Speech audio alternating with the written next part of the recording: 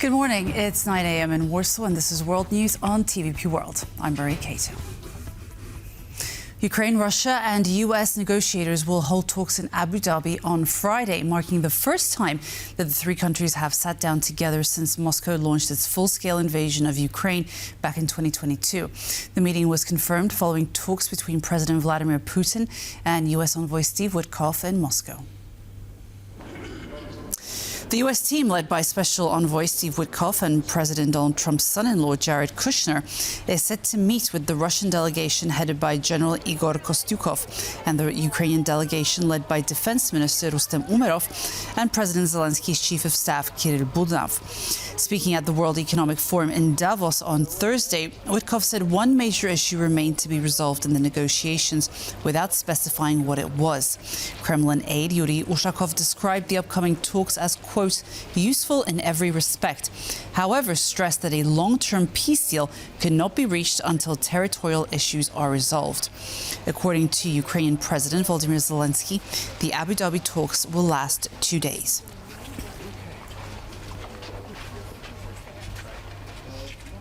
President Donald Trump said both President Volodymyr Zelenskyy and Russia's Vladimir Putin want to end the war in Ukraine, speaking to reporters on board Air Force One after meeting with Zelenskyy at the World Economic Forum in Davos. I've had numerous conversations on Ukraine. It'd be nice to end that war. It costs us nothing. We make money. I don't want to make money, but we make money. Whereas Biden spent $350 billion stupidly and lost a lot of money, but it's not about the money. It's about 25 to 30,000 soldiers a month, mostly soldiers.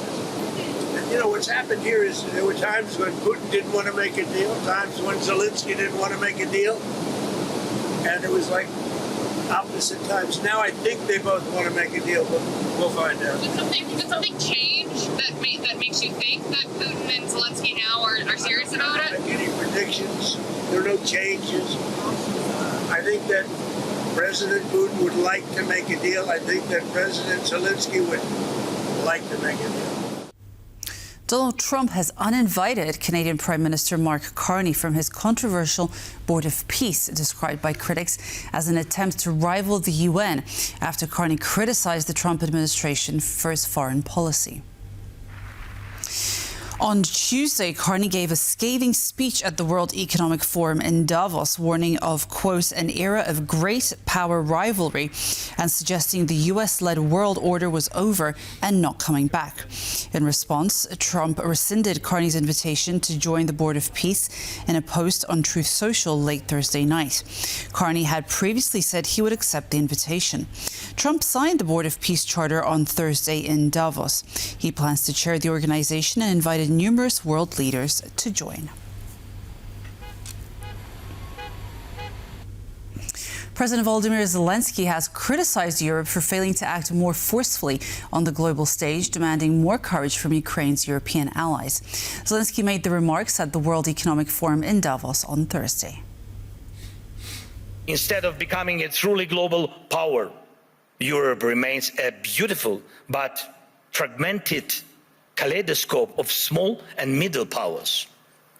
Instead of taking the lead in defending freedom worldwide, especially when America's focus shifts elsewhere, Europe looks lost, trying to convince the US president to change. You can't build the new world order out of words. Only actions create real order. Today, America has launched the Board of Peace. Ukraine was invited, so was Russia, Belarus, though the war hasn't stopped. Things move faster than Europe. And how can Europe keep up? Dear friends, we should not degrade ourselves to secondary roles, not when we have a chance to be a great power together. And Europe can and must be a global force. Europe needs strength. For that, we must act together and act in time. And most of all, we must have the courage to act. And we are actively working to reach solutions, real solutions. EU leaders have breathed a sigh of relief after US President Donald Trump backed off from his long-standing ambition to acquire Greenland. They noted, however, that transatlantic relations, though crucial, have taken a blow.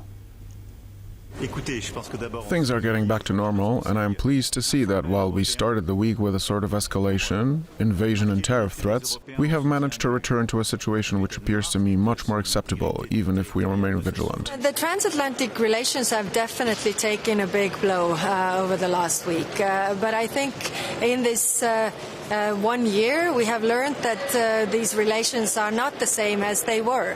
On the European side, we are not willing to junk 80 years of good relations, and we are willing to work for this. Coercion is not the way, and I am strongly against bold actions because I still treat United States as our closest friend. Polish Prime Minister Donald Tusk has reiterated that ensuring peace in Ukraine is at the forefront of the European agenda. Now that the immediate tensions surrounding Greenland have somewhat subsided, the Polish leader called for renewed focus on key issues fundamental to European security. It shouldn't happen that due to necessary and unnecessary turmoil and emotions, Ukraine is relegated to the background, even though it's a key issue for our and Europe's security. I will try to convince our partners to return to the right track when it comes to geopolitics and our activities. There certainly isn't a reason for optimism due to the relief granted by de-escalating tensions. It's apparent that the issue of Greenland has become less inflamed, as we have very important tasks ahead of us, and we wasted... In Davos, we expected some arrangements on the issue of Ukraine. You remember the announcements from 2 weeks ago. The fact that Ukraine faded into the background is very bad news, and we'll have to incline our American friends, as well as all Europeans, to once again work on the fundamental issues concerning our security. 2 Polish artists have received Academy Awards nominations, marking a rare double recognition for Polish talent in this year's Oscar race. Polish-American costume designer Małgosia Turzańska was nominated for Best Costume Design for her work on Hamnet, which is directed by Chloe Zhao. The film is an adaptation of Maggie O'Farrell's novel, inspired by the life of William Shakespeare and his family, and the nomination marks Turzańska's first Oscar nod. In the animated categories, Maciek Szczerbowski was nominated for Best Animated Short Film as a co-creator of The Girl Who Cried Pearls. The film tells the story of a poor boy who falls in love with a girl whose sadness turns into pearls, which he sells to a pawn shop worker who is always hungry for more. The Academy Awards ceremony is scheduled to take place on March 15th at the Dolby Theatre in Hollywood.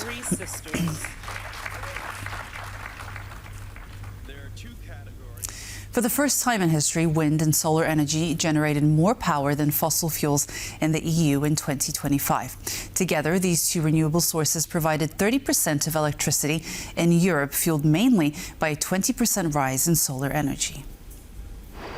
Europe recently has backed off a bit of its climate ambitions, but it doesn't mean that the continent isn't making great strides towards the goal of net zero in the middle of the century. 2025 will be remembered as the first year when Europe got more power from the sun and the wind than from fossil fuels. This was mainly due to a phenomenal rise in solar capacity and generation, which has been going on for a while. Together, solar and wind have already surpassed fossil fuels in half of the EU member states. The rest still relies mostly on burning stuff, with Poland, Malta and Cyprus being the biggest offenders. Malta sends electrons to sockets mainly by burning natural gas, and Cyprus by burning oil. Poland is the last bastion of coal in the EU, with the fuel responsible for exactly half of the country's power generation in 2025. The Mediterranean is known for calm seas and sunshine, but this week it delivered 16-meter-high waves. Cyclone Harry has battered southern Europe, flooding towns, grounding flights, and forcing evacuations from Greece to Malta and Italy. 1 death has been confirmed so far, with damage still being assessed. Cyclone Harry has hit southern Italy, Malta, Spain, the French island of Corsica and parts of Greece, bringing heavy rain, strong winds, flooding and evacuations. As of now, 1 death has been confirmed in Greece and emergency crews remain active. In Malta, people are dealing with fallen trees and damaged buildings. Southern Italy has been hit the hardest, with a state of emergency introduced in 3 regions: Sicily, Calabria and Sardinia. The bad weather damaged the railway network along the coast of Sicily. Flights to and from Palermo have been cancelled or rerouted to Rome. The sea has damaged water and gas pipes, as well as electrical cables. For 48 hours now, most of the towns in southern Italy have been without electricity, water and gas. The municipal administration has decided to evacuate residents living right along the seafront and rocky coastline, out of concern that the waves could reach and strike their homes. Along the coast, waves reached heights of up to 16 meters. A 100-kilometer stretch of Sicily's coastline was ravaged. Water and sand flooded homes, roads, promenades and restaurants. Some schools and public offices remain closed. Everything was sealed, but the sea washed everything away. We've never seen weather like this before while living by the sea. Now we hope that the authorities will take serious action and intervene immediately. Severe weather conditions caused billions of euros in damage across the Mediterranean region. All affected countries may ask for financial support from the EU Solidarity Fund. For TVP World, Gabriela Jelonek. American media personality Paris Hilton on Thursday urged the U.S. House of Representatives to pass legislation that would allow victims of AI-generated deepfake pornography to seek civil damages. The bipartisan Defiance Act would allow survivors of non-consensual synthetic sexual imagery the right to sue those who create or distribute it. The Hilton hotel heiress was the victim of a late sex tape in 2003. It's about someone using someone's likeness to humiliate, silence, and strip them of their dignity. But victims deserve more than after-the-fact apologies. We deserve justice. The Defiance Act is a bipartisan bill that gives survivors a path to justice. This is personal to me. It's part of my story. I am Paris Hilton, a woman, a wife, a mom, a survivor, and what was done to me was wrong. And I will keep telling the truth to protect every woman, every girl, every survivor, now and for the future. Last week, the Senate passed Defiance by unanimous consent. Today, I stand here with Congresswomen Ocasio-Cortez and Lee, asking Congress to pass the Defiance Act through the House. Let's finally make it law. The Warsaw Zoo has shared some exciting news. A little mouse deer was born last week. The zookeepers don't know the sex of the newborn, but they say it is healthy and in good condition. Java mouse deer are tiny animals that live in the dense forests of South and Southeast Asia. Adults reach up to 2 kilograms in weight, and their legs are as thin as pencil. But they can be quite feisty. They use sharp tusks and hooves to defend themselves against predators. Thankfully, this mouse deer will never have to do that. Currently, it spends its days in the aviary together with its mother. To find a perfect name for the little one, the Warsaw Zoo plans to set up an auction during Poland's annual Great Orchestra of Christmas charity, which will take place later this month. The highest bidder will get the privilege of naming Warsaw's new adorable resident.